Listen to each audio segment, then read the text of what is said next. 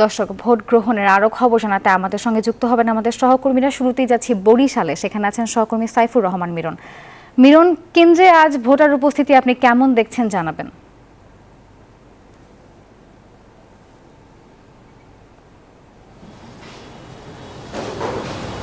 ধন্যবাদ নাফিসা।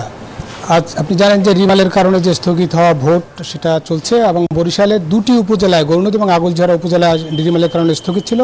সেই ভোট সকাল 8টা থেকে শুরু হয়েছে, এখনও একটানা সেই ভোট চলছে।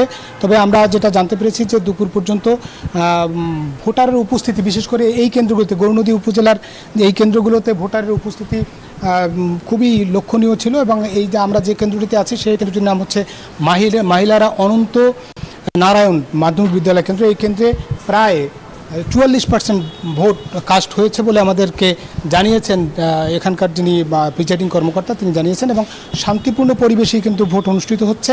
বরিশালের মহিলারা এবং বরিশালের উজিরপুর এবং গৌরনদী আগলঝাড়ায় যে ভোট হচ্ছে সেই ভোটের পরিবেশ সুন্দর ছিল। এবং আমাদের জেলা প্রশাসক যারা জানিয়েছেন যে শান্তিপূর্ণ পরিবেশে ভোট অনুষ্ঠিত হচ্ছে এবং কোথাও কোনো বড় ধরনের অপ্রীতিকর ঘটনা ঘটেনি।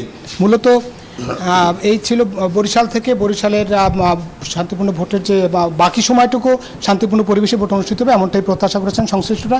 এই ছিল আমার কাছে বরিশাল থেকে ভোটের সর্বশেষ তথ্য। একই তথ্য জানতে যাব খুলনাতে। খুলনায় আছে শামসুজ্জামান শাহিন, তিনি যেমন খুলনার খবর। শাহিন। ধন্যবাদ মিরন। আপনি যেমন বরিশালের চিত্র তুলে ধরছিলেন, একই অবস্থা খুলনাতে। তবে ব্যতিক্রম সেটি হলো যে দুপুর 12টা পর্যন্ত গড়ে 3 উপজেলায় 15.5% ভোট পড়েছে। আমি এখন যে কেন্দ্রটি আছি, এই কেন্দ্র ডুমুরিয়া উপজেলার কাঁঠালতলা সরকারি প্রাথমিক বিদ্যালয়ের কেন্দ্র। এখানে পাশাপাশি দুটি কেন্দ্র, একটি পুরুষ এবং একটি মহিলা কেন্দ্র। এই মহিলা কেন্দ্রে এখানে ভোট পড়েছে 20% বেলা 2টা পর্যন্ত, এবং পুরুষ কেন্দ্রে ভোট পড়েছে 2টা পর্যন্ত 27%। এখানে টোটাল ভোটের সংখ্যা প্রায় 6,400 একটু বেশি হবে এখানে ভোটারের সংখ্যা। এই মুহূর্তে এখানে কিন্তু ভোটার নেই বললেই চলে। যারা ভোটের সাথে যুক্ত আছেন তারা কিন্তু অলস সময় পার করছেন। আপনি জানেন যে আজকে সকাল থেকে ব্যবসা গরম পড়ছে এবং খুলনায়